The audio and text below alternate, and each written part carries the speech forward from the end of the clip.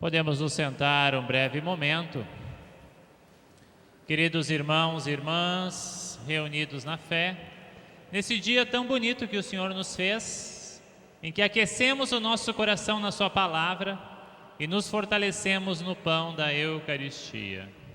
A palavra de Deus, meus irmãos, que acabamos de ouvir, não deixa espaço para a menor dúvida.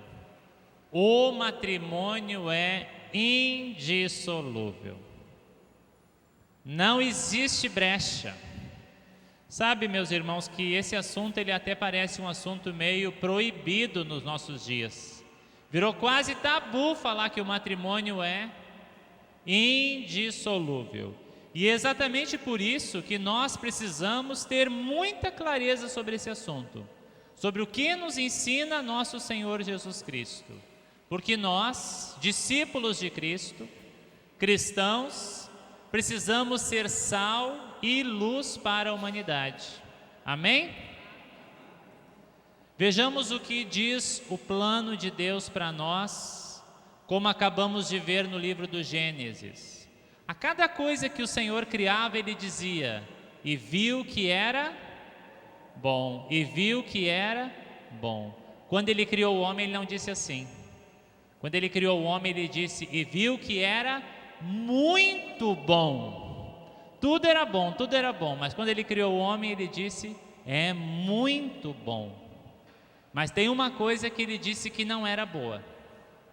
Não é bom que o homem esteja só. Por quê? Porque Deus criou o homem à imagem e semelhança sua. E Deus não é solitário.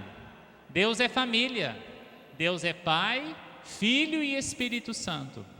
Por isso, quando Ele criou o homem à sua imagem e semelhança, Ele viu que não criou o homem para a solidão, mas criou o homem para a solicitude, para a solidariedade, para o amor.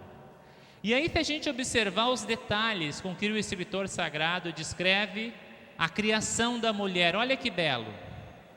Antes de criar a mulher, Deus fez Adão cair num sono profundo. O que significa isso?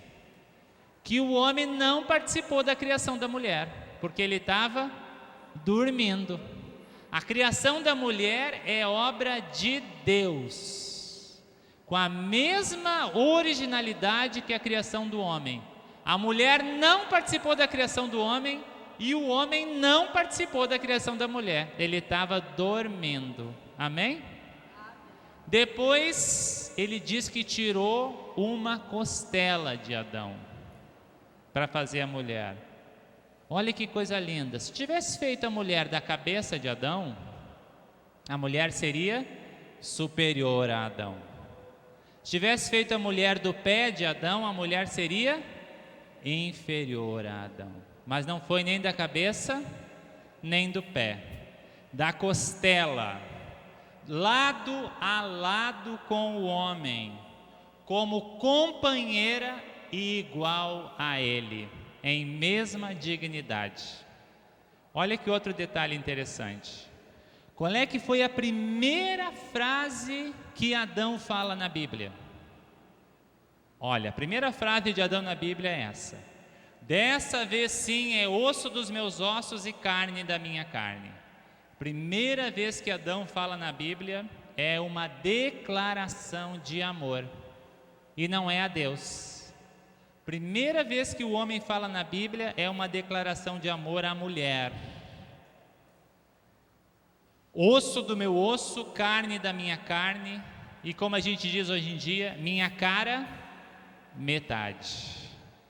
O outro lado do meu coração. Primeira frase que o escritor sagrado bota na boca do homem é uma declaração de amor à mulher. Então, meus irmãos, depois disso, Deus faz uma declaração solene. O homem deixará seu pai e sua mãe e se unirá à sua mulher, e os dois serão uma só carne. O Senhor deixa claro essas coisas. O laço de amor entre um homem e uma mulher é superior do que qualquer outro laço humano, inclusive aquele que liga pais e filhos. Não podemos ter dúvida sobre isso. Está na palavra de Deus, está no livro do Gênesis. Deixa o pai e a mãe e se une à sua esposa. E os dois são uma só carne. Esse laço é superior até mesmo o laço que une pai e filho, mãe e filho. Segundo, essa união, meus irmãos, é completa e inteira. Uma só carne, um só coração, um só sonho. E aqui nós podemos acrescentar uma só conta bancária, uma só casa, um só futuro e um só destino.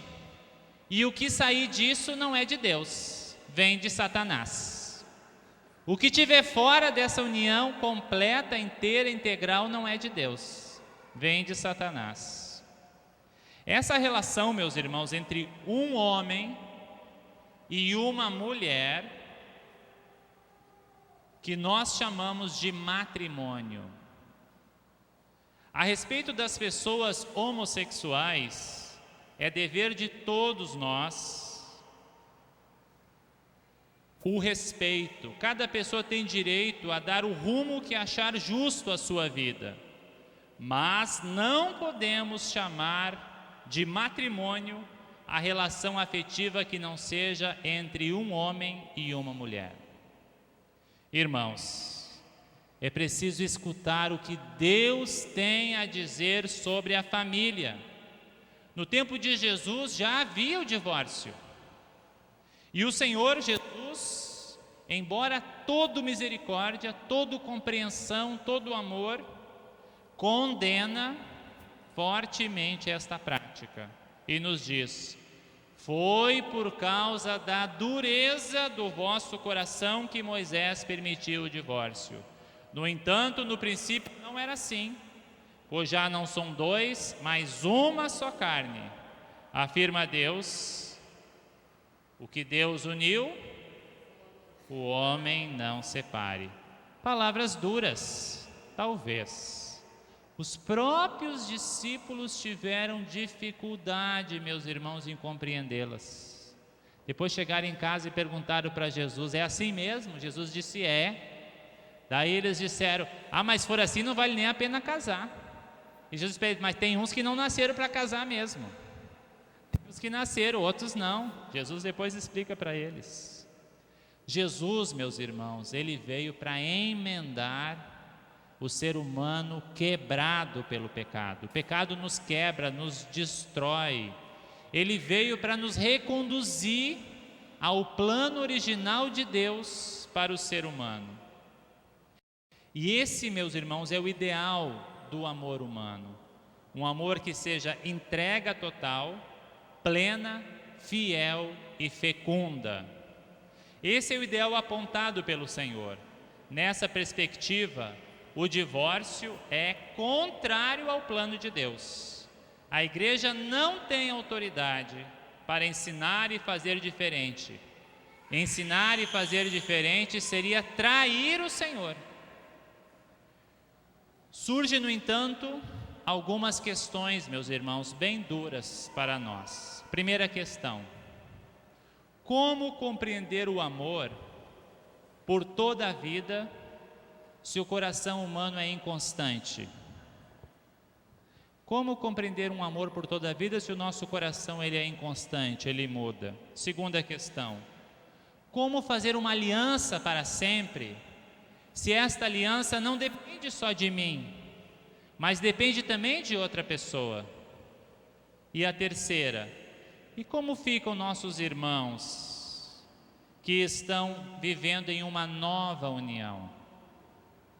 Queridos irmãos, primeiro, o matrimônio cristão somente pode ser abraçado na fé por pessoas de fé que vivem e alimentam diariamente a sua fé no Senhor.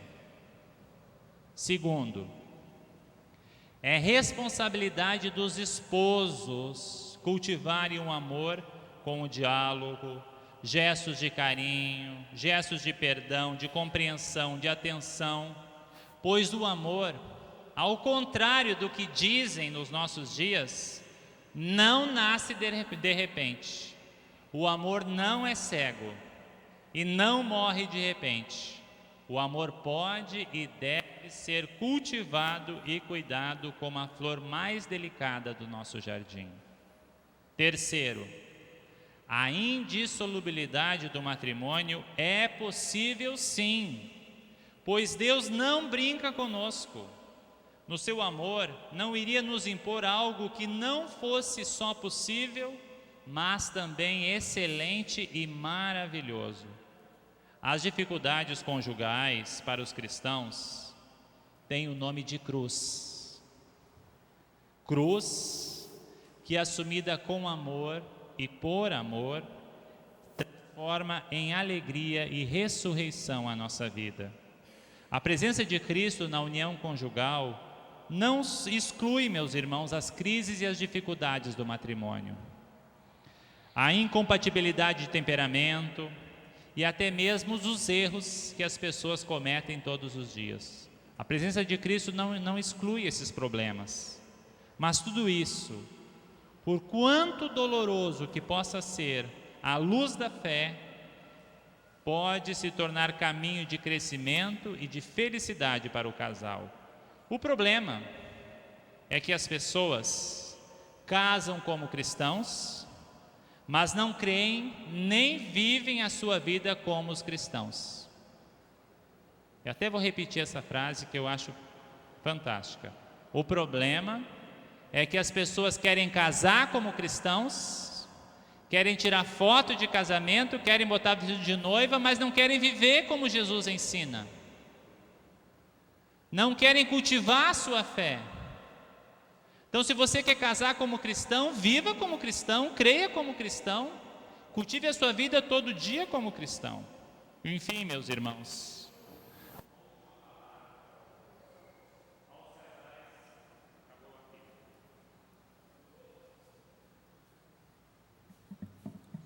uma última palavra aos casais que vivem uma nova união.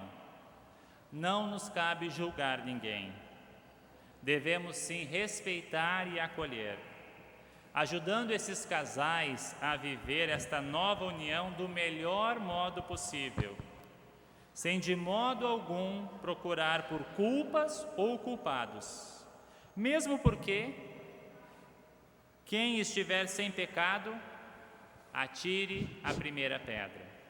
O Senhor socorra nossas famílias, fortaleça o amor dos esposos, fazendo-os capazes de acolher a proposta de Cristo, aquele que vive e reina pelos séculos dos séculos. Amém.